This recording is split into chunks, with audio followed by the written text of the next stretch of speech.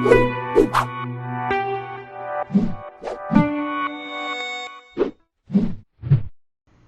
this video, we'll create a game manager that will control the states of our game and update the user interface elements accordingly.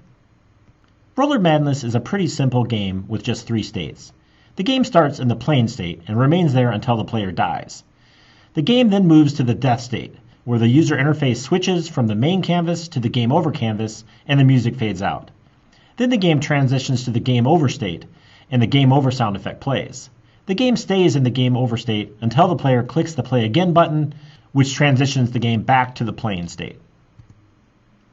Our objectives will be to create the game manager game object, attach the game manager script, and configure it properly. So let's start by creating an empty game object to essentially be our game manager, or to hold our game manager component. So under create, let's create empty. Let's name this game manager. And for the game manager, I always like to have it right up at the top of the hierarchy. So to do that, I can simply just drag it right to the top, and it can hold that number 1 spot, so I could always find it. Just like everything else, I want this to be at the origin of the world. It doesn't really matter that much, but I like to be neat and tidy. So let me go ahead and reset it back to 0, 0, 0. And really what makes the game manager work is the game manager script. So let me go to add scripts and choose the game manager. Now this is a pretty basic game manager that can actually work with a lot of game types, and it's actually perfect for the game that we're creating here. So you can see there's various properties that we need to set up here. Number 1 is the player. So let's go ahead and attach the player to the player spot. The game state is sort of what state the game is going to be starting in, and as the game plays out, we can visually see that. You can see there's a playing state, a death state, a game over state, and a beat level state, which we're actually not going to use currently, but you could use it as you extend this project in the future. The score is basically what is going to keep track of the score of the player. Can beat level is an option, yes or no. We don't want to be able to beat the level. We want you to play until you die. So I'm going to leave that off for now. But if we did have that on, we could then set a level score. So for example, we could have a level where maybe you have to get 5 coins or 10 coins before you move on to the next level. Now we need to set up linkages to all of our UI. So there's the main canvas UI, which we have to set the main canvas.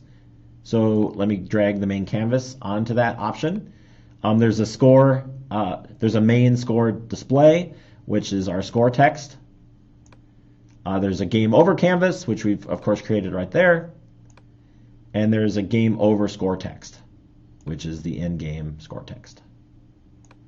If we did have a beat option, that we could have a separate canvas for beating the level, where maybe it congratulates you, and has you move on to the next level through a button like we created before. The background music is looking for an audio source. Of course, that's on the camera. So kind of a shortcut is you can actually just drag the game object itself, and if it's got the proper component, it will then set that accordingly. So you can see main camera audio source. There's a game over sound effect, which once again we could use the little targeting. So there is something called game over.